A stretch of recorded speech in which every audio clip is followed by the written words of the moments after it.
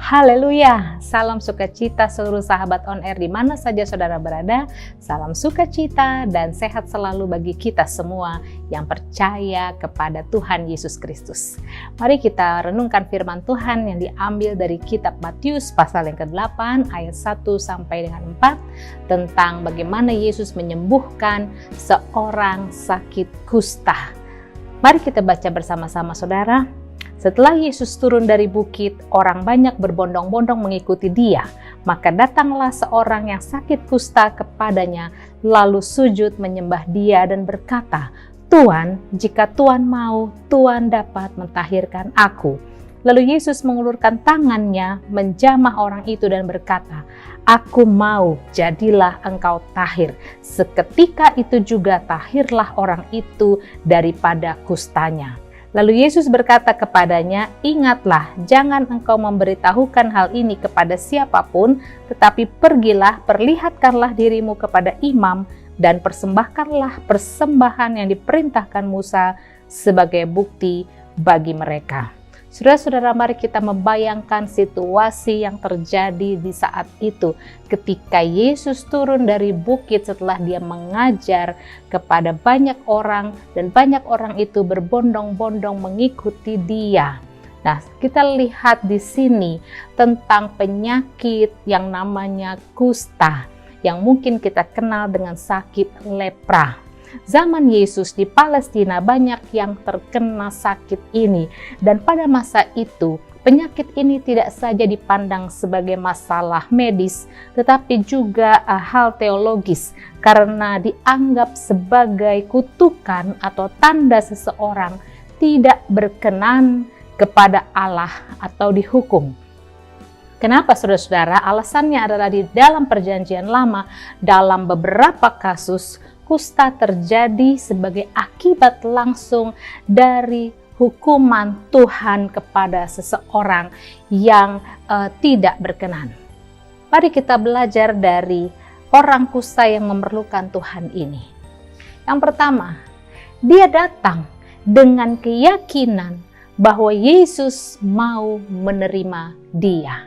Dengan sakitnya, dia punya keberanian karena dia yakin Yesus, Tuhan, Mesias, mau menerima dia.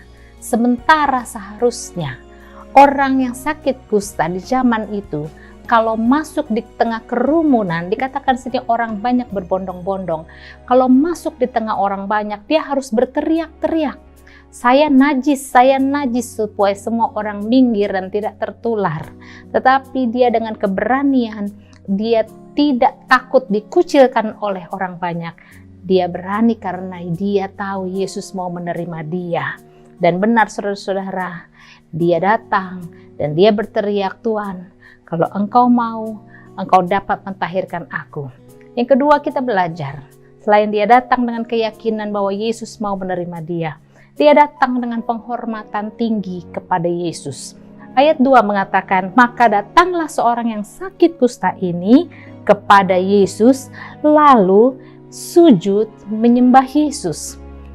Selain dia percaya Yesus Mesias, selain dia percaya Yesus mau menerima dia menunjukkan sikap penghormatan setinggi-tingginya kepada Tuhan. Dia sujud menyembah. Sikap hatinya yang menghormati Tuhan diwujudkan dengan sikap bahasa tubuhnya. Kita lihat Yohanes 5 ayat 23 mengajarkan, supaya semua orang menghormati anak sama seperti mereka menghormati Bapa. Barang siapa tidak menghormati anak, ia juga tidak menghormati Bapa yang mengutus dia. Banyak orang percaya kepada Yesus, tetapi kurang menghormati Tuhan Yesus, baik lewat sikap bahasa tubuhnya atau cara bagaimana seseorang itu hidup. Saudara-saudara, kita beribadah kepada Tuhan, baik pada waktu kita masih bebas berada di gedung gereja atau kita berada di rumah, kita beribadah secara online. Apakah bahasa tubuh kita, apakah sikap penghormatan kita sama tingginya memberi penghormatan kepada Tuhan. Saya dan saudara butuh mujizat. Mari kita belajar dari orang kusta yang butuh mujizat dalam hidupnya ini. Dia memberikan penghormatan kepada Tuhan. Saya mendorong kita semua, walaupun kita beribadah online, di rumah-rumah, di mana saja kita berada, kita berikan penghormatan kepada Tuhan yang selayaknya Tuhan terima. Ketika kita berdoa, kita berikan sikap bahasa tubuh yang selayaknya bagi Raja segala raja. Ketika kita menyanyi memuji Tuhan, mengikuti nyanyian lewat online, lewat saluran tayangan YouTube saudara, mari kita memberikan juga penghormatan yang selayaknya kepada Tuhan. Dan yang ketiga, kita belajar dari orang yang sakit kusta ini yang memerlukan mujizat. Dia datang dengan sikap merendahkan diri dan berserah. Dia katakan di sini, Tuhan, jika Tuhan mau, Tuhan dapat mentahirkan aku. Berapa sering kita seringkali memaksakan solusi jalan keluar dari persoalan yang kita alami, memaksakan kehendak kita. Kita mendikte Tuhan, kita memerintah Tuhan, kita menggurui Tuhan tanpa disadari lewat doa-doa kita. Kita memaksa kehendak Tuhan, kita memaksakan solusi dari kita kepada Tuhan. Dan ketika Tuhan tidak memenuhinya, kita merasa Tuhan tidak menjawab doa kita. Padahal mungkin sebenarnya bukan itu jawaban doa daripada Tuhan. Nah, kita lihat sikap yang mengatakan, jika Tuhan mau, Tuhan dapat. Tidak memaksakan. Walaupun si kusta ini tetap percaya bahwa Yesus mau, bahwa Yesus sanggup melakukan mujizat. Tetapi dia tetap berkata, jika Tuhan mau. Mari saudara-saudara, kita tidak lagi memaksakan kehendak kita kepada Tuhan. Namun bukan berarti kita tidak percaya. Kita tetap percaya bahwa Tuhan mau melakukan mujizat dalam hidup saudara. Tuhan mau melakukan mujizat dalam hidup saya. Tetapi kita tidak menuntut, kita tidak mengatur, kita tidak memerintah Tuhan. Dan yang terakhir saudara, yang sering dilupakan setelah seseorang menerima mujizat, diingatkan di ayat yang keempat, bahwa si sakit kusta ini Tuhan bilang, ingat jangan engkau memberitahukan hal ini kepada siapapun, tetapi pergilah, perlihatkanlah dirimu kepada imam dan persembahkanlah persembahan yang diperintahkan Musa sebagai bukti bagi mereka.